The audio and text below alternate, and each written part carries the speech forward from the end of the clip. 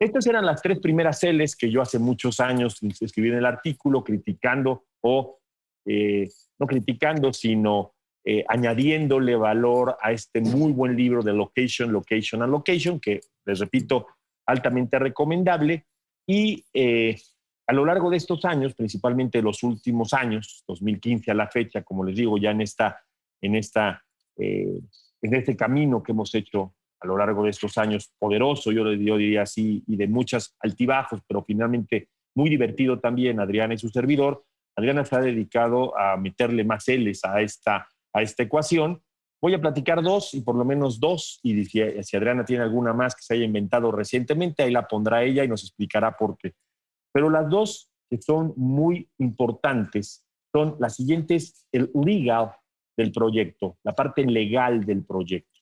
Es muy, muy importante la estructura legal, la certidumbre que tengamos de la propiedad y de la, ¿cómo decirlo?, de la certeza jurídica que nos puede dar la propiedad de la tierra. No solamente como sentido de patrimonio, como sentido de que tener una propiedad genera patrimonio, y tener la certeza jurídica de ese patrimonio genera seguridad futura, sino también que la transacción en general sea legal. Hemos visto aquí en Ecuador y en otras partes de Latinoamérica, Perú, Colombia, Panamá, Guatemala, donde tenemos algunas inversiones, que es uno de los grandes retos que hemos tenido a lo largo de muchos años, producto de muchas cosas, ¿no? Producto de la corrupción, producto del mal manejo del registro, del registro público de la propiedad, notarios, políticos. Platicábamos mucho, y como paréntesis se los digo, que les decía, ¿qué le hace falta a Ecuador teniendo un poco de crítica constructiva para su hermoso país? Y he llegado a la conclusión que lo que les hace falta es creérsela. Creo que tienen todo, estructuras legales en ley, bolsas de valores, vehículos de inversión, proyectos y empresarios de gran nivel inmobiliario. Y me decían, es que es un país muy inestable. Y les decía, bienvenido a México, ¿no? Es que es un país que tiene mucha violencia, bienvenido a México. Es que es un país que tiene un loco de presidente, bienvenido a México. Es que es un país que está en elecciones, bienvenido a México.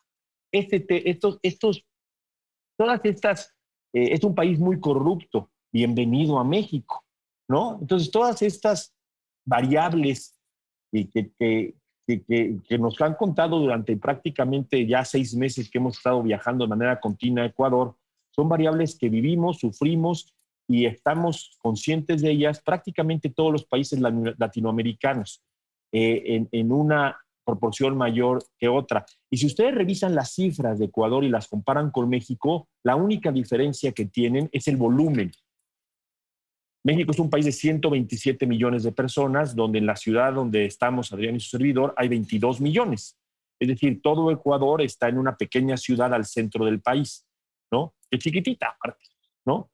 Ustedes son 17 y pico millones de personas en Ecuador, con dos poblaciones de 3.5 millones de personas, Quito y Guayaquil, que es mucho más grande, esas dos poblaciones, que muchas de las ciudades medias de gran empuje en México. Su pirámide, digamos, su dispersión, perdón, de la riqueza es casi idéntica a la de México, nada más que hay más millones de personas pobres, no tan pobres, de clase media y muy ricas en México que en Ecuador por el tamaño de la población. Entonces, llegué a la conclusión de que lo que les hace falta en Ecuador es creérsela, ¿no? Creer que podemos juntos transformar Ecuador en un destino de inversión, y creer que los bienes raíces es el motor de la economía y seguirá siendo el motor de la economía ecuatoriana y el motor de la economía a nivel mundial. Estaba leyendo en uno de los viajes así, y aparte me tocó las cenizas ahí del volcán en Guayaquil, entonces me dejaron 30 horas en Panamá, entonces leí como 4 libros. Les recomiendo otro libro muy interesante, que si lo pueden conseguir también consíganlo, se llama Real Estate Titans, los titanes del real estate. Es una entrevista de Ernst Cohen, un gran estratega de la universidad, no me acuerdo si es de Wharton o de MIT, que hizo una entrevista a 9 líderes de inversionistas globales del sector inmobiliario y sacó de ahí, no, siete entrevistas y salió, gracias Adri, y sacó de ahí 7 lecciones del sector inmobiliario.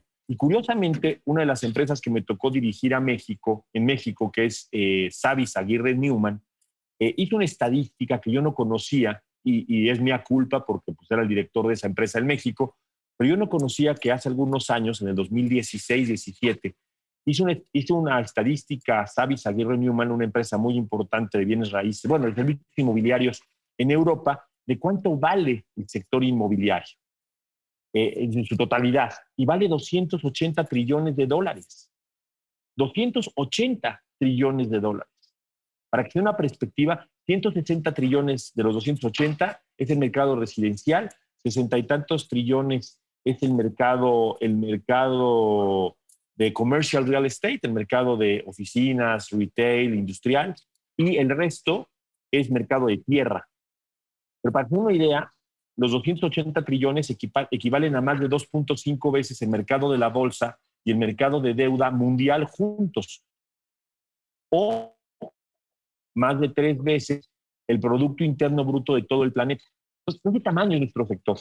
Creo que es un sector que si no hacemos que renazca, tendremos una crisis mucho más larga de lo que ya de por sí la economía nos está vislumbrando que va a ser. Pero bueno, entonces, este tema legal dentro del análisis, hay que pedir los contratos, hay que pedir las escrituras, hay que pedir el expediente legal de donde ustedes van a invertir. Y si el desarrollador no se los entrega, de entrada ya duden un poco de lo que será este proyecto. Yo les diría, cuestiónenselo si no les entrega algún componente legal.